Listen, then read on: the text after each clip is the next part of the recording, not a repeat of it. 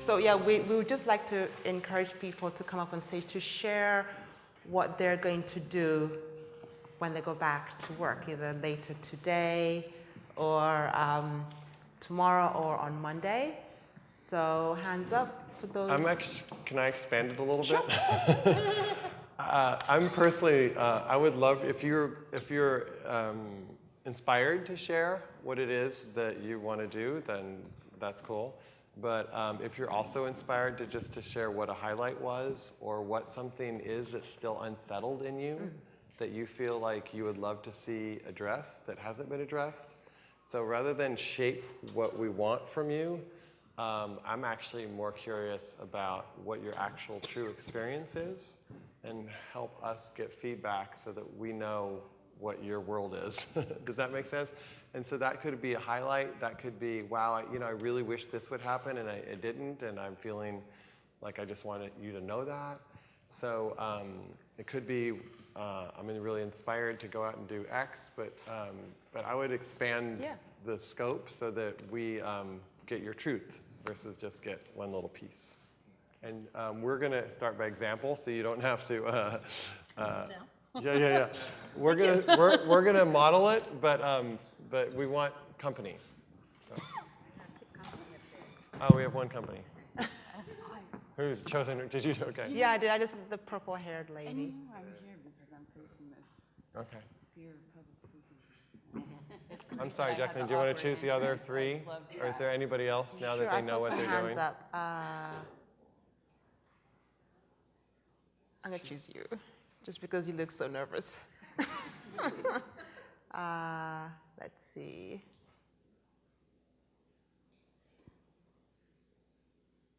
This man with the, I'm not sure what's on your shirt. Buddhist shirt. Buddhist shirt. It's a Buddhist shirt. Okay, you have to choose the Buddhist shirted man, don't you? I saw someone put their hand up with the man with the glasses and the white shirt. Yeah. And we'll know. So you can just come up on stage. And if we have time, we'll see how all this rolls, but we'll have time, we might push them off and let some other people come on. Yeah. But we know we have time for 4, and if it looks like we have more time, we'll have more invitations. Since we know it's also Friday afternoon, so we're going to respect that. So Sharon, since you have the mic, do you want to begin, or would you like me to begin? Oh, I'll begin. Oh, why don't you That's begin? Right. That's right. Wow. We were joking about it backstage. So my experience here, wow.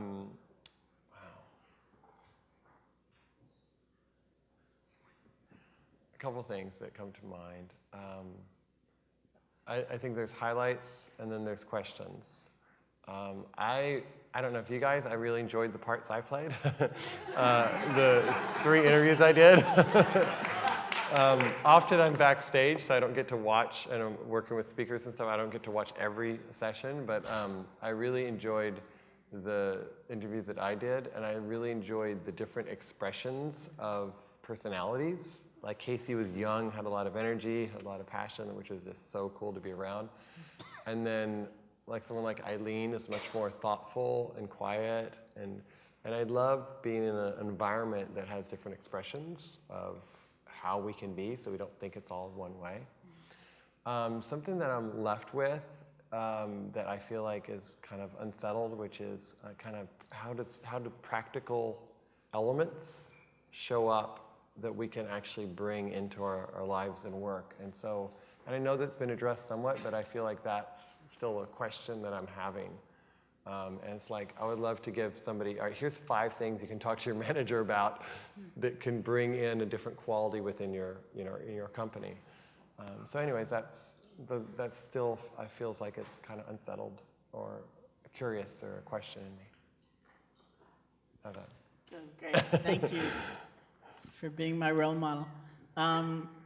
I know conferences like this and events in general are actually a huge amount of work. Mm-hmm. So thank you so much, all of you. And one of the things I've really appreciated here is how it didn't appear to be a whole lot of work. You know, it felt seamless and organic, and things were just arising, and that was very beautiful. And almost a part of that for me which has been a part of the way I've tried to attend conferences for a long time.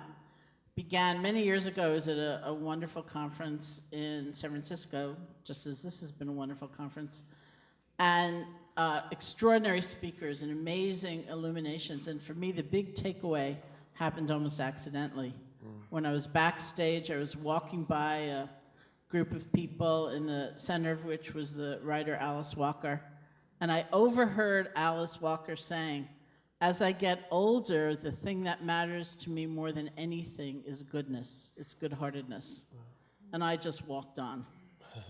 And that became my big takeaway from this conference. And I think it's often like that. And so I've really appreciated these kind of magic moments, meeting some of you in Washington Square Park at lunch today, or, just these different moments that just arise because we have come together.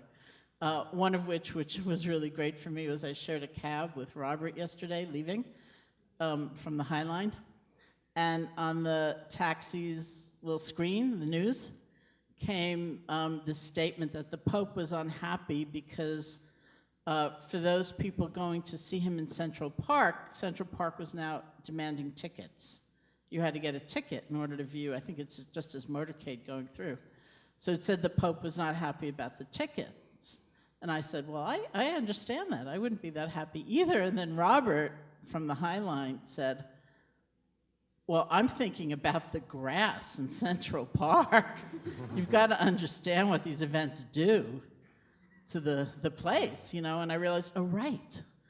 He's thinking about it from a completely different point of view than I would ever inhabit. And so that's the wonderful thing about our coming together. What I always find as I teach, as I meet people, is a kind of basic struggle. And I don't know that it will ever be resolved, but I think it's something we need to keep talking about. And that's like the relationship between our inner work or inner transformation, the structure of our organizations, and then the outer or more global mission. Because many times people will tell me I have a growing commitment to inner transformation.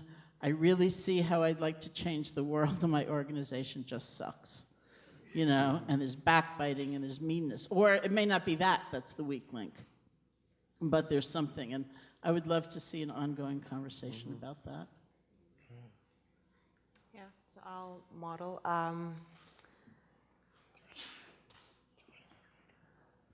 What's on my mind right now is I just need to raise the bar. I just need to show up.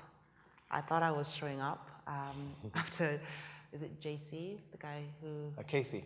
After Casey's speech, I was just left feeling there's more I need to do. And I'm not comparing myself with him. What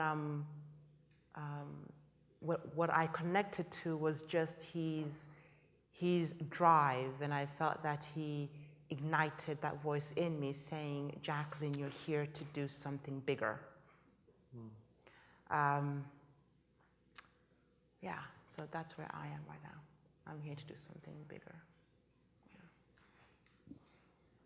So that was exactly where I was going to go. But so I don't sound that I'm stealing that. Hopefully I can put it a little differently. So my name is Katie Allred. I'm from Colorado Springs, Colorado. I'm here representing both Progressive Insurance, trying to make a change within my organization, but I also teach children mindfulness and meditation and blog as the Mostly Mindful Mommy. And that's exactly what hit me about it, is it just takes, one person to make a difference. And so, I was doing my part, but just being here with all of you, and I'm meeting people in 30 seconds and making these amazing connections, and I can feel that something's gonna come of it. And just being in a place like this and seeing what's possible when people connect, all I could feel when I heard him speak was, I am supposed to help with something larger. I don't know what it is. Is it keeping things like this going during the year in local, exactly where we are? And I just, I need to think bigger and do more, and that I can, and it's possible because the people who have been up here on this stage have been absolutely amazing and cheers to you guys for bringing them all here for us to see. I'm just so thankful and grateful to be a part of this experience and for the chance to get up here because I am terrified of speaking in front of people, so thank you for that.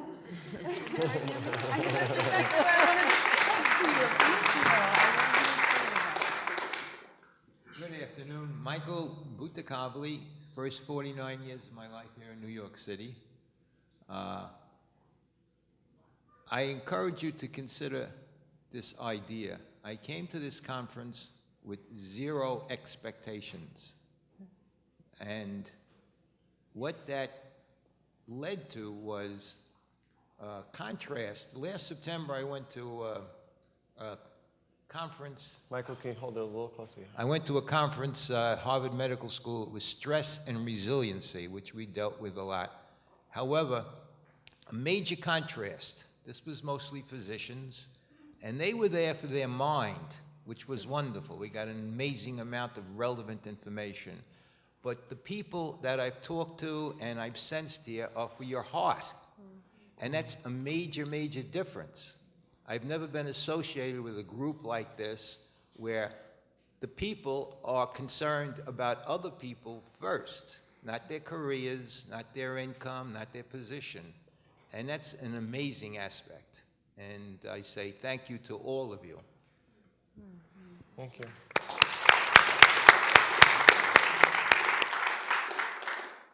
Hi, my name is Samir. I live in Harlem, and I thought when the discussion was about 3 marriages by David White, I have a 4th marriage, which is with New York City.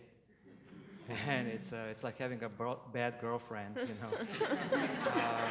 And I think after 13 years, she loves me back now.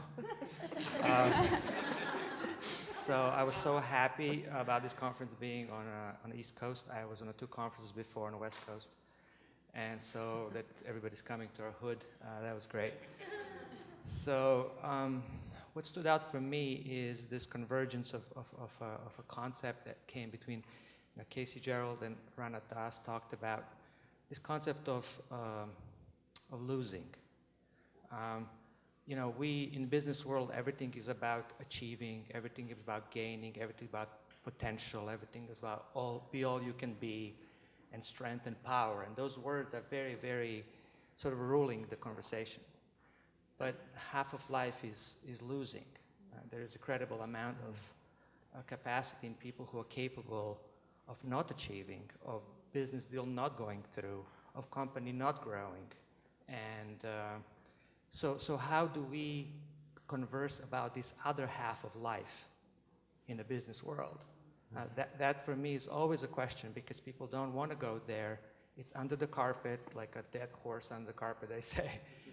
You know, because that's where conversation about resilience comes in, about wisdom, when we become real. So I was going to ask Eileen, like, how do you teach your leaders to lose? You know, to have 3% down and 5% down and company not growing and things being cut. You know, how do you do that mindfully? And how do you experience sadness and frustration and anger fully as a human being as you experience victory and joy and success? And so I really like when Casey said, like, economy, making a business deal for everything might not be most important, you know? And when Das said, you know, like, I was able to be defeated in a business environment, be defeated. And it was just really powerful to witness that. It's important to me to help me build bridges with business people as I do my coaching work. Thank you. Thanks.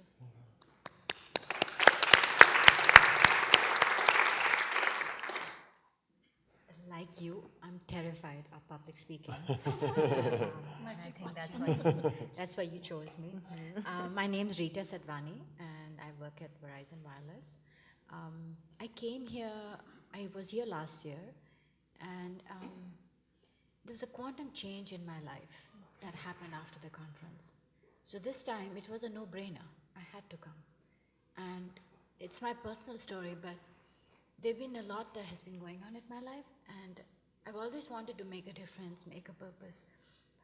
And Casey and us, listening to them, it just kind of made me realize that everyone's got their bag of shit that they have. And you just have to deal with it, and you have to find creative solutions around it, because it's not that the shit that defines you, it's what you make of it. And that to me was powerful. And like so many people said, it's by example. Because you read about it, you know lots of stories about it, but it's when you see it, and you see people who've changed their life, even with the bag of shit that happened. That's inspiring. That really makes the difference. So thank you again for all of you for putting this together.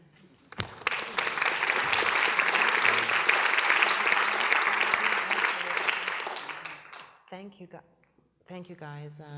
Thank you. So we have time for 4 more people. So thank you guys. And if you want to come up, put your hand up. Put your hand up. Hi. Samir. I'm going to choose you just because your hand is enough. You have a mic in your hand. Do I have to go first? Okay. My name is Sarah Clark. I live in New York City.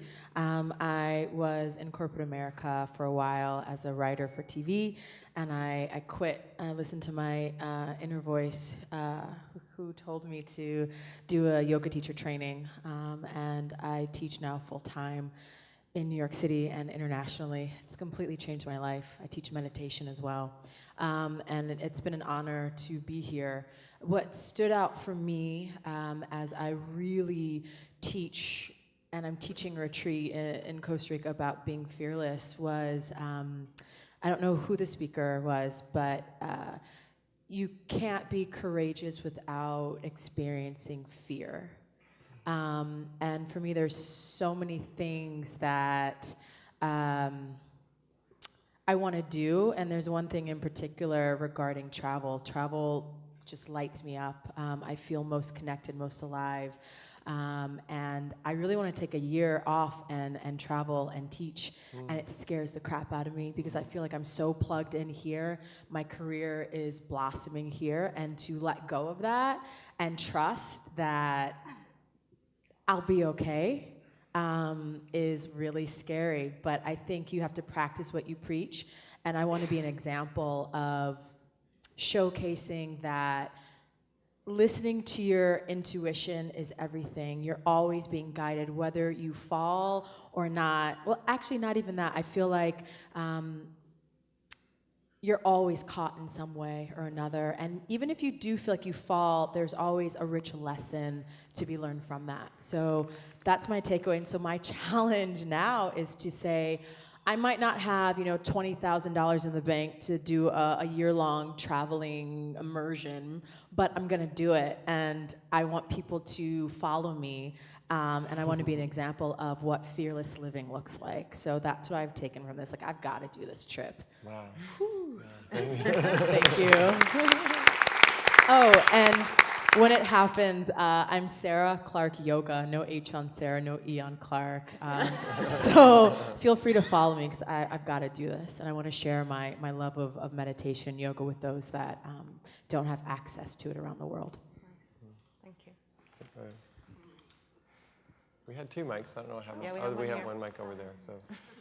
I'm Lorraine Lumpkin, and I actually live here in New York. And I reflected back because I went to the first Wisdom Business, event 2 years ago, and I was actually scheduled to go last year, and I was in the process of relocating back. I had left New York from Minnesota originally, left New York, and I had moved to the West Coast and was moving back. So my first day back on the job for the day after the conference, and it was so chaotic I didn't get to go.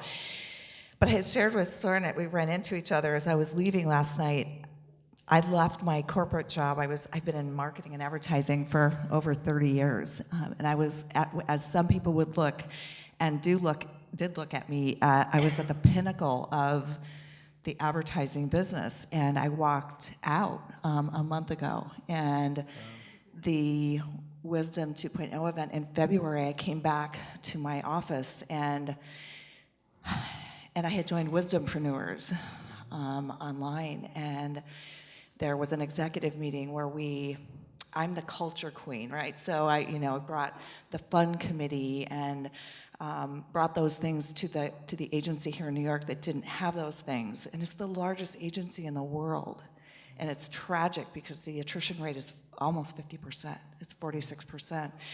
So I had said, before we get on this call with all these employees, let's be excited because they're going to lead, we're leading them, they're following us.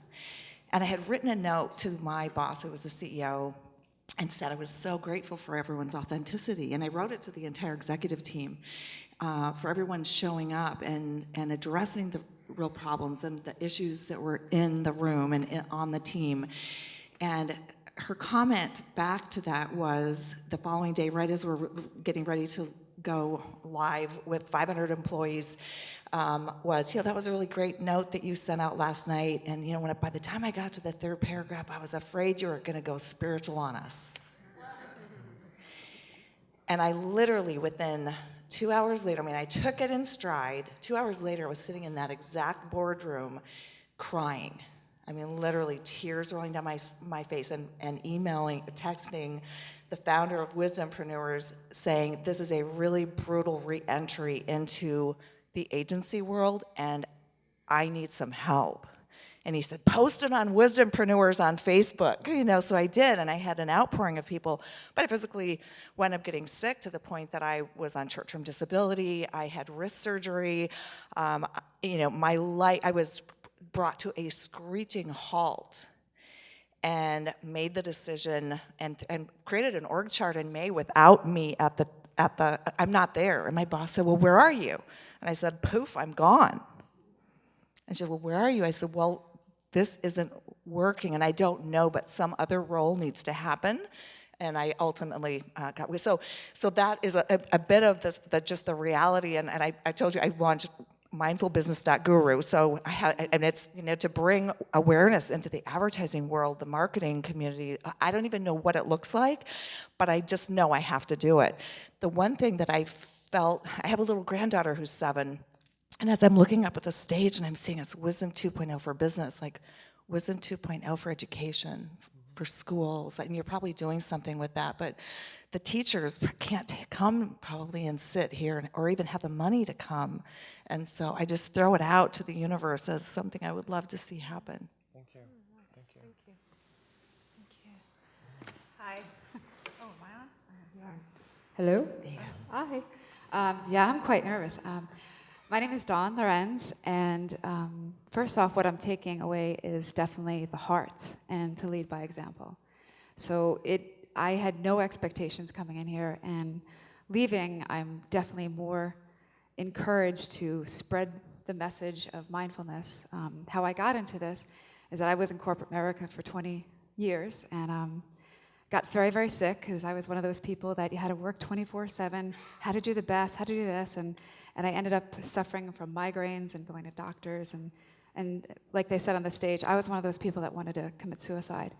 So doctors didn't help me, and the only thing that helped me was mindfulness, was meditation, yoga, and also acupuncture, acupressure.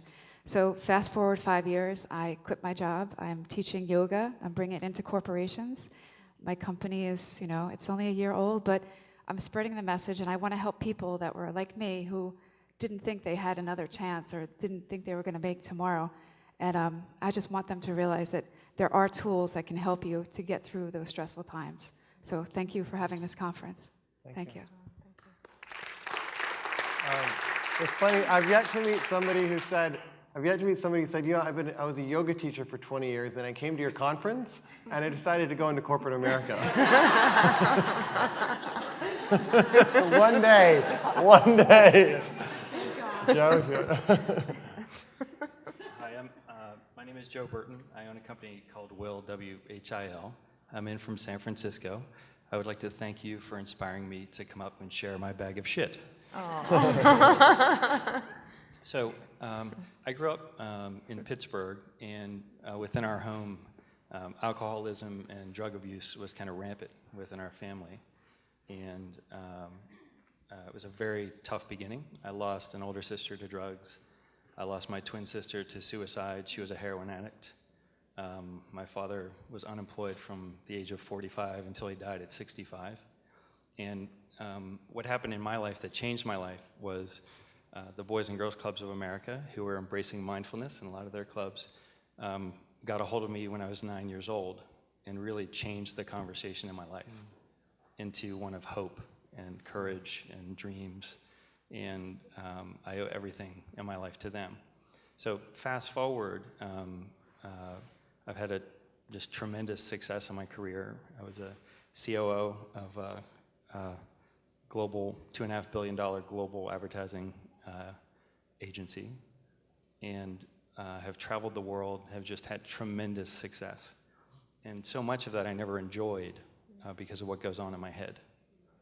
And so I discovered mindfulness about 2.5 years ago.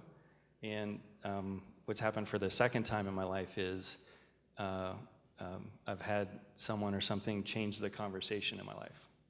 And mindfulness has brought back that hope and energy and accomplishment and got me back to who it is I really want to be. So I'm really grateful for that. And the two things that come up for me here at the conference, there are two things we're never taught in life. You're not taught in high school, you're not taught in college. The first is how to be a parent, right? Which is a pretty big deal, right? Someone should teach us that stuff. As a parent, someone should have taught me, I can say that. And the second is how to self-regulate, how to control your emotions, how to deal and cope with stress, right? And so I'm just inspired by what this community is doing, by what you've created in this community.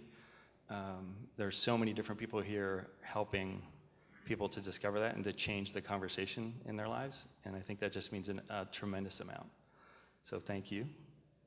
And the second thing I want to share is on the edges of that, I've had a couple of interesting conversations over the past couple of days. And the community and the conversation and the connection is so much of like what happens here, and it's amazing. But I've had a couple of interesting ones where in conversation people would say like, well, we're doing something in schools and we're competing with them. They're doing things in schools. And we're doing stuff in companies, but we're competing with them because they're doing stuff in companies. And I think what we should all leave with is if you're doing something to help people, you are not competing with anyone. And so thank you.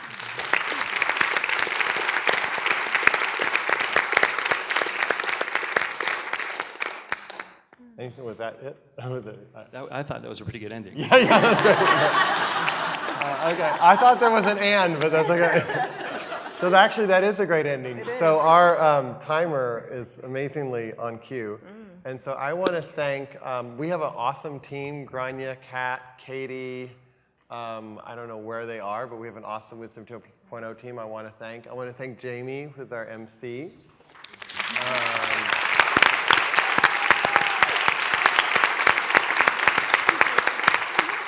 Oh, she's down here. I want to thank Skirball and all the staff and the people who are behind the scenes that we don't even see, and they're making sound work and they're making lights work, and all those people that exist. And the speakers and yourself.